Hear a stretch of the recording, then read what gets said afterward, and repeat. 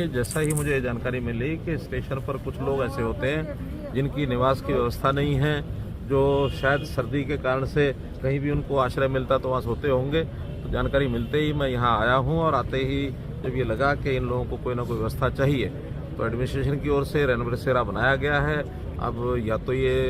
इनको जानकारी नहीं रही होगी, तो अब उनको जानकारी होने के बाद सबको बस में और रैन बसेरा में 70 से लेकर 80 लोगों तक ठहरने की व्यवस्था है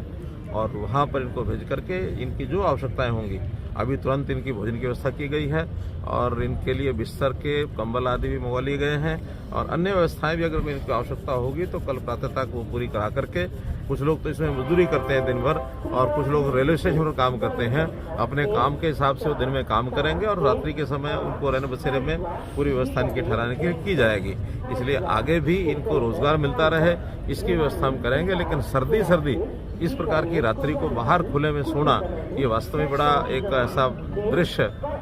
बड़े चिंता वाला दृश्य है। सर्दी समाप्त होने के बाद जहाँ ये जाना चाहेंगे वह अभी तो चूंकि रैन बसेरा इसी प्रकार के लोगों के लिए बनाया जाता है कि जो दिन में अपना कहीं काम करेंगे और रात्रि को मानो उनको ठहरने के लिए वहाँ ठहराया जाएगा। इसका बाद में विचार करेंगे, अगर जाने में इनको कोई दिक्कत आएगी तो कोई वाहन की व्यवस्था करेंगे ताकि रात्रि को शाम को सोने के लिए रैन बसेरा में जाए, प्रातःकाल फिर अपना वापस आए। तो इनकी वो व्यवस्था भी अगर कोई आने जाने की करनी होगी तो करेंगे। लेकिन अलग से यहाँ व्यवस्था करने का अर्थ इसलिए नहीं है क्योंकि रेलवे स्टेशन पर तो बहुत लोगों का आना जाना, यात्री सब आते हैं। यहाँ यात्रियों के लिए यात्री निवास तो बनाया जा सकता है, लेकिन इस प्रकार से काम करने वाले लोगों को रेलवे स्टेशन पर बनाना मुझे लगता है। मुख्यमंत्री, दूसरे प्रदेशों के लोग ज़्यादा थे,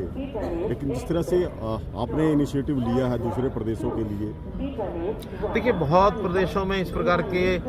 बेरोजगारी और इस प्रकार की जो गरीबी में जो लोग रहते हैं उनको शायद वहाँ काम मिलता नहीं है, तो जगह जगह जहाँ उनको काम मिलने की संभावना होती है वहाँ वो पहुँचते हैं। तो इसलिए हम इसमें ऐसा कुछ नहीं कहेंगे कि भाई कहीं के और के लोग हैं तो हम उनकी व्यवस्था नहीं करेंगे। आखिर मानवता के नाते से गरीब लोगों की व्यवस्था जहाँ भी कोई रहता है उसकी व्यवस्था होनी चाहिए। हम भी करते हैं, बाकी सरकारें भी करती ही हैं। मेरा ये नहीं कहना कि कहीं और नहीं करते होंगे, लेकिन एक वर्ग ऐसा है जिसकी व्यवस्था के लिए सबको ही एक्टिव होना चाहिए। सर 2.5 लाख रुपए कुछ बोला, क्योंकि इनकी आवश्यकता जैसी है तो तुरंत जो आवश्यकता पूर्ति करने के लिए 2.5 लाख रुपए इसलिए कि अगर मानो 50 लोग हैं तो कम से कम 5-5 हज़ार रुपये का सामान वो इनको मिल जाए, वो हमारे डिप्टी यानी जो हमारा डिस्ट्रिक्ट एडमिनिस्ट्रेशन है उस व्यवस्था को करें।